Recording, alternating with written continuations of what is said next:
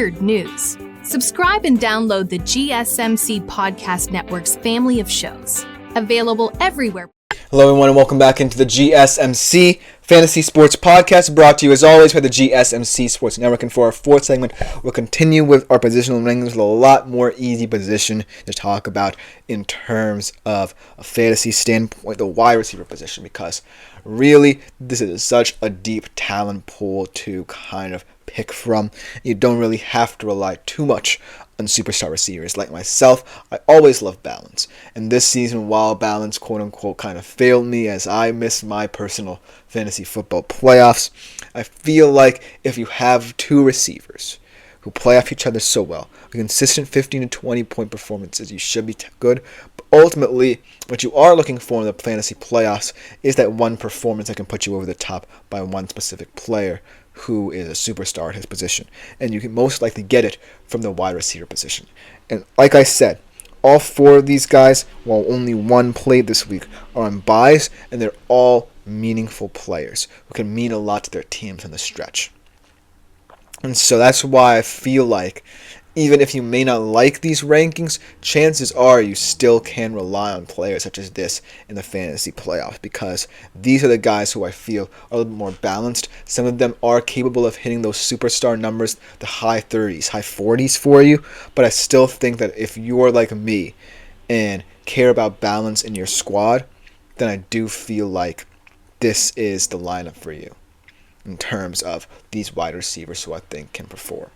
And then, without further ado, let's jump right into these guys here. Starting off with Terry McLaurin, coming off a bye, going up against the Saints. The Commanders are a team who I feel like over this bye might have decided that they need to incorporate a lot more running into their game, because their rushing attack can really be the difference in how far they could be able to go in the postseason should they get there. But Terry McLaurin's still the elite athlete that a lot of people think he really is. And combined with Jaden Daniels, who's unafraid to throw him the football and really bring out this vertical passing game, Terry McLaurin is going to see a lot of targets on the stretch. And they have an easy slate ahead, potentially trap games in the final week of the season against the Cowboys, and then a couple of weeks from now against the Eagles. But I do feel like the Commanders are in prime position to get back to what we know they can be against these easier opposition. Against the Saints, who, yes, are playing with passion, but really do not want to play a team in like the Commanders, who are coming off a tough stretch after a bye, and a guy like Terry McLaurin, who you know can get hot anytime. So Terry McLaurin definitely can be that guy, again, who can consistently deliver for you in terms of the 15 to 20 point range, but also has the potential to hit those big numbers for you, the high 30s, high 40s, like I say. That's why I feel like, in terms of my wide receiver rankings, I wanted to be a little bit even here. I wanted to be a little bit more even keel in who I picked in terms of how they project these final couple of weeks. And then the second guy, this is kind of a riskier option. This is more of a matchups-oriented one. Definitely not a guy who I would completely start in a fantasy playoff setting, but Marvin Harrison Jr., should you have him still, potentially as a flex option going against the Patriots, only had 8.9 fantasy points against Seattle, and really has been disappointing these past couple of weeks. But still, I know, highly capable of delivering on the biggest stages for you in terms of how it projects down the stretch for this Cardinals team, who still technically is in the race, but definitely needs a lot more output and production from a guy like Marvin Harrison Jr. And I feel like, if Kyler Murray just gets back to throwing him the football a lot more and trusting him a lot more in this system, it'd be fine, because down the stretch, they have a pretty easy schedule. By no means are they completely out of this race, and they're going to prove it should they continue to trust Kyler Murray and continue to believe that Marvin Harrison can be his top target these next couple of weeks. That's why I feel like Marvin Harrison, even though a lot of people might not still have him on the roster and might not even be in starting lineups in fantasy playoffs everywhere, could still potentially, if you do have him on the roster, fit the flex position for you down the stretch because of the easy nature of the Cardinals' schedule. And then the third player that I want to talk about here, also coming off the bye, potentially a sneaky player that people have kept around on their fantasy rosters that made it into the playoffs and made the cut so to speak, in terms of which players you wanted to take into the postseason. How about Zay Flowers? Another kind of matchups-oriented one coming off the bye. I feel like the Baltimore Ravens, what they should have focused on was getting the ball to a guy like Zay Flowers. Because when I look at the Baltimore Ravens, I've watched a lot of their games. What I see kind of is stagnation in certain areas of the field, in electricity and electrifying plays as a result in other parts of the field. And most of that comes down to, the stop-start nature of the vertical passing game in this Ravens offense. We know that Lamar is capable, but we haven't really seen him need to take those deep shots as often. But Zay Flowers can be someone who can come into the spotlight a little bit more if the Ravens down the stretch need a play like this.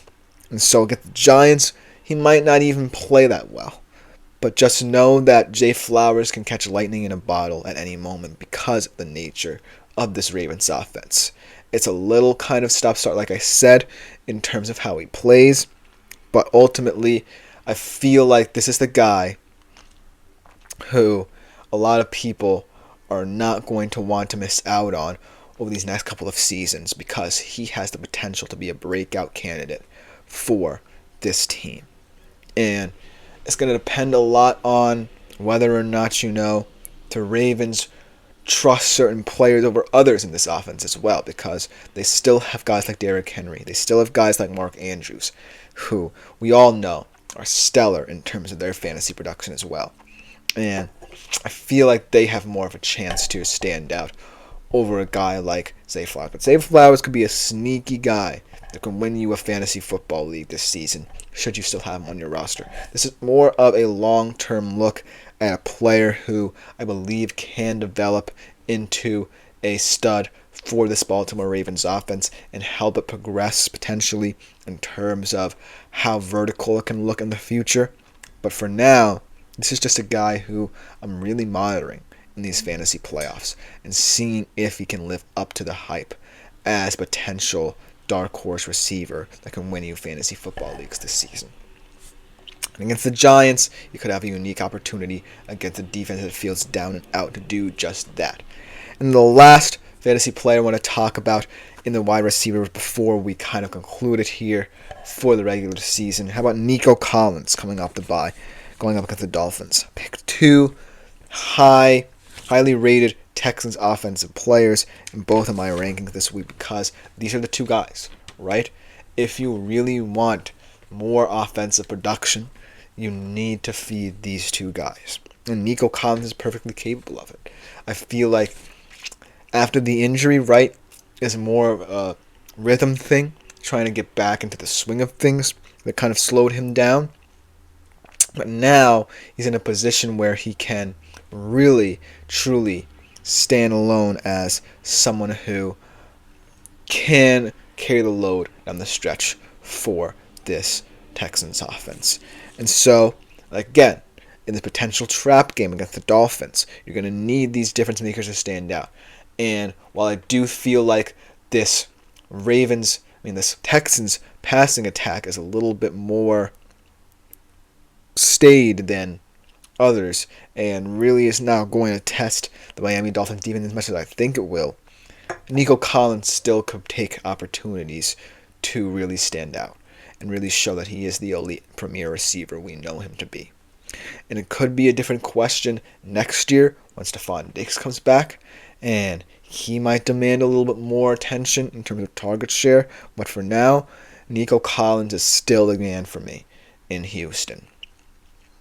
And on the stretch, I feel like he's going to perform at a very high level once again because of the fact of this team really dipping into their depth here and trying to find ways to overcome limitations and deficiencies they have and not really finding that much consistency with them. So Nico Collins is made ever more prevalent in his importance to the squad because of the fact that I really don't see, outside of Joe Mixon and Nico Collins, players who can step up. They don't necessarily rely on a guy like Dalton Schultz Robert Woods and Xavier Hutchinson haven't really stepped up in their stead. John Mechie, we really don't know what's going on with him as well. You still have Tank Dell, but he's also very injury prone. So it's really going to come down to these two guys, is what I'm saying. Joe Mixon and Nico Collins. They're going to determine the Texan season, potentially your fantasy season. Because from a fantasy perspective, Nico Collins is still the guy. I can attest to that last year when he really had his breakout season. You definitely don't want to feel like you're missing out should you not start Nico Collins in the fantasy playoffs, because he has the ability, and all of these guys have the ability to really be the difference for you in the fantasy playoffs, because of the fact that, like I said, they're balanced receivers when all is said and done. They're consistent. You can do whatever you need them to, whether it get you 15 points or 40 points. They can get the job done for you. And so that's why I really think this wide receiver position this season has been so special, because a lot of people are able to tap into the depth at the position and not necessarily have to worry about any deficiencies and limitations in their wide receiver rooms, because you have a deep wealth of talent at your disposal. And thus you feel like you can rotate a little bit more and more.